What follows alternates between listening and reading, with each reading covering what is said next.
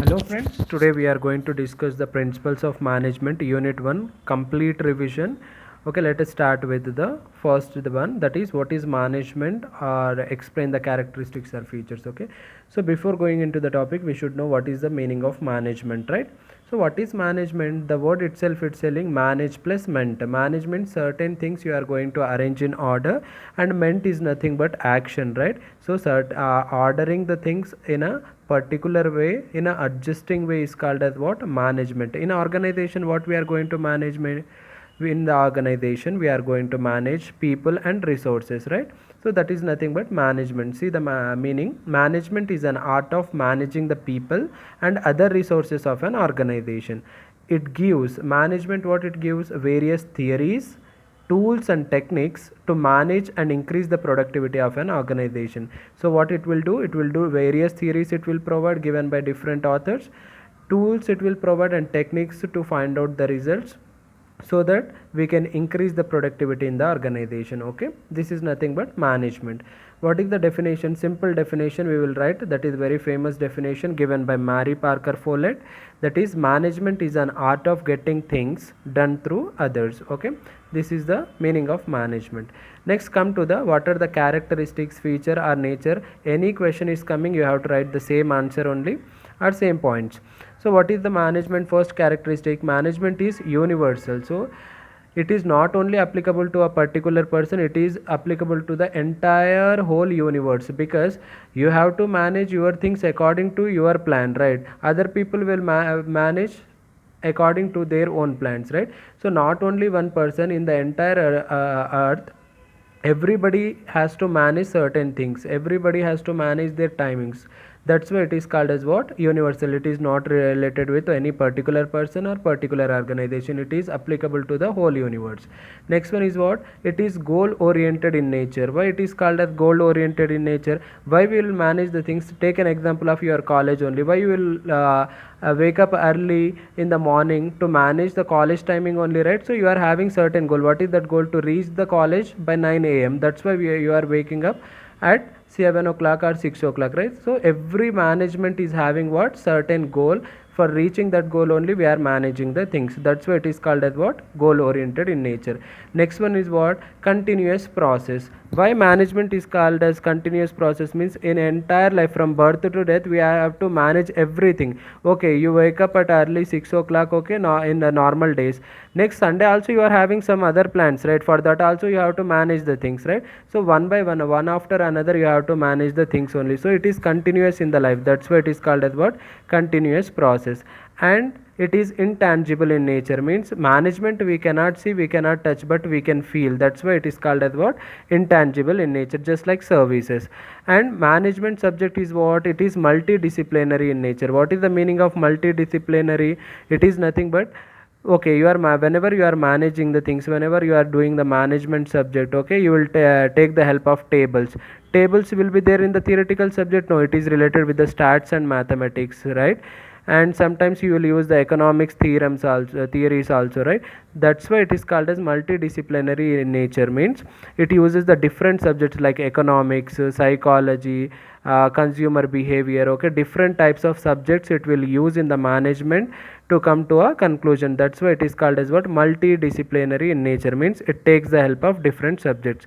Next one is what? It is situational in nature. See, according to my plan I will manage the things. I will not manage the things according to others plan, right? So according to the person's situations we are going to manage the things. That's why management is always situational. These all are what? Characteristics, or you can say features or nature. You have to write the same things. Okay, next we will discuss function, scope or post-scope or process of management. Anything is asked in the question, you have to write the same answer. Make sure functions means you have to write one by one, that is planning, organizing, staffing, like that. And instead of coordinating you have to write the controlling. Okay, but instead if it is asked as a process you have to write like this in the flow chart, then you have to explain. Okay, now this post-scope word is given by whom? Luther Gulick is given the post-scope. Okay, what is this post-scope? We will see. That is planning. Next one is organizing, staffing, D for directing, C for in this postcop coordinating, not the controlling. In functions you can write controlling, in postcop you should not write, okay. It is coordinating. Reporting and budgeting. So how we are going to do means, in the organization, first we will plan the things, that is thinking before doing, then organizing, arranging the things, then what we will do, we will recruit the person, then we will show direction to them, and we will coordinate them, then their performance we will report, and according to that we will prepare the budgets also, okay. This is the functions, scope or postcop or process of management. Next important question you will get in the exam is whether management is an art, science or profession, it will ask. So we will see what is art. First of all, see, art is nothing but what? Personal skills you want. Art is nothing but what? You require personal skills and creativity, right? Normally architecture, you will see those things are, we are calling it as art, right? So in the management also you require creativity to manage the things. That's why, yes, management is called as what? Art. Then what is science? Science is always based on what? Systematic knowledge, right? Systematic knowledge, and it is based on certain principles it will follow, right? So under management also different people has given different theories, different knowledge they have given, different principles, just like Henry Fayol principles. We are also going to use that one, those principles, okay. So not wholly, but 80% of the science concepts are science, just like science we will use in the management on. So that's why it is called as what? Management in exact science, what we will call in exact science. Next, what is profession? Profession is nothing but what? Specialized knowledge and ethics. See, in the business sometimes we will follow ethics and sometimes we will not follow ethics, because we will do the commercial things also, right? That's why whenever this question comes, so management we can call it as an art, and it is also science, but it is in exact science, but it is not a profession. What we can say?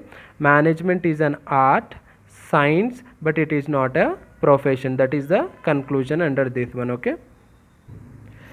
Next important topic, that is levels of management. That is very important. Functions and levels, very important question. Next, how many levels of management will be there? You can see the pyramid. First is lower level management will be there, or we can say operational management at the end, then middle level management, then top level management. So one by one we will discuss. What is top level management means? Normally these are the persons who will set the organization objectives, okay. Objectives of the organization, they will take the decision. Simply what they will do, they will take the decisions of the organization. Who will be there in the top level management? Here, chief executive officer, that is CEOs, board of directors, these persons will be there in the top level management. They will simply take the decisions. Next, come to the middle level management. Who will be there in the middle level management? Here, departmental managers like finance manager, marketing manager will be there, sales manager will be there, different types of department managers will be there, and they will act as what? Mediator between the top level management and the lower level management, okay. Next, come to the lower level or operational management. These are the persons who are going to really work in the field, okay. Who will come under this one? Supervisors, superintendents, and employers will come under the lower level management, okay. What they will do? Automatically they will do the work. Actual work will be done by the lower level management, and they will convey it to the middle level management, and they are going to hand over it to the top level management, and they will take the decisions, okay. According to authority, if you see, top level will be having the more authority, that is power. Middle level will be having less comparing with the top level management, and lower level management will be having a very less power, okay. This is all about the levels of management.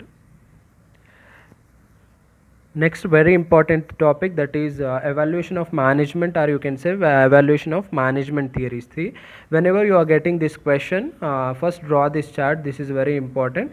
So what are these things means? We are having three types, that is classical theory is there, neoclassical theory, then modern approach. So in the 1770s we got the classical theory, okay.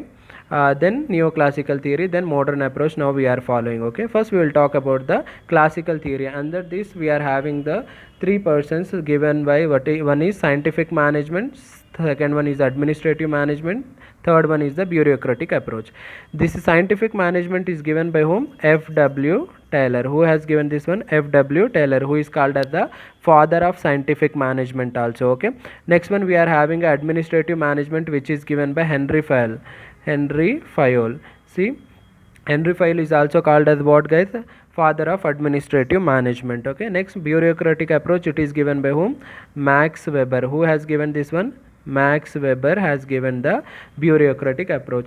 Simply bureaucratic approach, if you are getting in the exam, it is just like Henry Fayol principles only. Okay, next come to the neoclassical approach. Under this, two persons are there, but most important thing is Hawthorne experiment, which is conducted by Elton Mayo. Who has conducted? Elton Mayo. Remember, just from the examination point of view, W. Taylor principles and Henry Fayol principles are very important. Just remember remaining things. Okay, Hawthorne experiment given by Elton Mayo. And modern approach is divided into two types, that is systematic approach and contingency approach, where our system approach says it is open to all, and contingency says it is close ended. Okay, close ended means management is not fit for everyone, it will say. Okay, now one by one we will discuss the Henry Fayol principles. So Henry Fayol principles are very important. How many principles are there? Total 14 principles. Let us discuss one by one. First one is what? Division of labor. Henry Fayol says whenever work is there, it should be divided among the members so that it will be giving the specialization. Take an example. Okay, if 2 hours work is there, one person is doing, it will take continuously 2 hours, right? If this work is divided between 4 members, within half an hour you are going to complete the work. So division should be there in the labor and work. Okay, next one, authority and responsibility. Okay, you are giving work to the laborers, right? So you should give some responsibility as well as the some power to do that work. That is called as what? Authority and responsibility. Next one, what? Whenever discipline is simply is nothing but what, guys? Obedience, loyalty, right? Simply you have to show towards the organization. Next one is principle of unity of command. Whenever you are working in an organization, one person should guide the one worker only, means one superior should give order to only one person. That is called as what? Unity of command. Next one, unity of direction, means only one plan should be there and you should complete that plan throughout the year or throughout the completion of that project. Okay, one plan should be there, one manager should be there. That is what? Unity of direction. Next one, what? Subordination of individual to general interest, means whenever you are working in an organization, you should not think as individual. Collective work means group interest should be taken as the interest, means the company wants to achieve 10,000 sales but you want to achieve 12,000 sales. Your wish is not completed, means majority of the people's interest will be considered in the organization. Okay, so you have to go with that also. Okay, next one, remuneration of workers. When the workers are working in a fair manner, you should provide the fair wages also. If your person is working for 8 hours, at least you should pay the 500 rupees according to the wage act, right? If you are making them to work for 8 hours and if you are paying 200, it is unfair, right? So fair remuneration of workers should be there. Next one, centralization and decentralization. Decentralization means dividing the work. Okay, dividing the work between the persons. And centralization means everything is handled by one person only. That is called as what? Centralization, means the boss will be handling the everything according to your management or organization. You should do the centralization and decentralization. Okay, next one, scalar chain, very important for the 4 marks also. See, scalar chain, what it will do means, okay, whenever this lower management will be there, right? If they want to talk with the top level management, first what they have to do, they have to inform their information to the middle level management, they will go to the top level management. But sometimes that situation arises, like urgency will be there, they have to talk with the top level management only. This scalar chain, what it will say means, this lower management can directly go to the top level management under certain circumstances, which is called as what? It creates a gangplank. This is simply called as what? Gangplank. Okay, next one, order. Whenever you are doing certain things, arranging the things is very important. That is called as what? Order. Next one is what? Equity. There should not be any discrimination between the persons. You should treat them everyone equally. Next one, stability of tenure. Okay, whenever a worker or employee is working in your organization, there should be a stability in the tenure. What is the meaning of tenure? Simply, if you are making the person to work for 1 year agreement, he should work for 1 year. You should not take him for 2 months after work is completed. If you are not allowing them to work for any more, means it is not a stability of tenure. Henry Fayol said there must be a stability of tenure. Next one, initiative. You should always encourage the employees to come up with the new ideas. That is called as what? Initiative.